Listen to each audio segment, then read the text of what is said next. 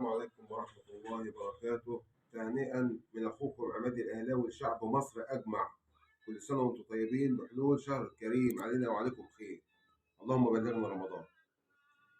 احنا عايزين نشوف يا جدعان مسألة الكرة المصرية.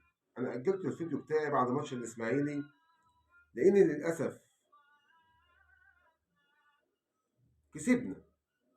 حد هيقول لي يا عماد إيه للأسف كسبنا؟ كسبنا فرقة لو مؤاخذة في الكلمة في الجدول تحت، في أسفل الجدول، وكورتين عقد. بيراميدز بقى، ايه حكايه ضربات الجزاء اللي بتتحسب لبيراميدز زي عوايدها كل سنه؟ هل انتوا عايزين تدوا الدوري لبيراميدز؟ بس ده يبقى زور، ولو مؤاخذه في الكلمه لعن الله، يعني زور. تحكيم زور اهو بقى، انت راجل مزور ملعون. ماشي. في ناس ممكن تقول لي وانت كنت شفتها منين؟ لا، ضربه جزاء، والله ضربه جزاء. والله كمان مرات بتبقى على الاهلي واقول لا دي حق ربنا ضربه جزاء حتى لو ما اتحسبتش.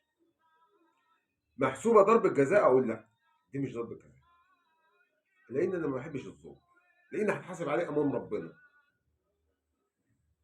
هل فساد الكرة اللي بيعم مصر ده لصالح مين؟ هل انتوا اللي مسيطرين على الكرة المصرية في الفشل ده؟ هل انتوا ممكن تكونوا تبع الخلايا النايمة؟ انا هتكلم ورزق على الله، بس انا شايف بأمانة الله مصر رايحة في حتة حلوة. الله اكبر، مصانع، زراعة، طرق، جيش.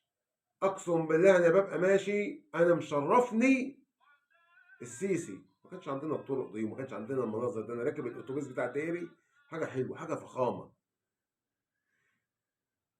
وللاسف الكره المصريه في ضياع، في ضياع، في ضياع خالص. هل لصالح مين؟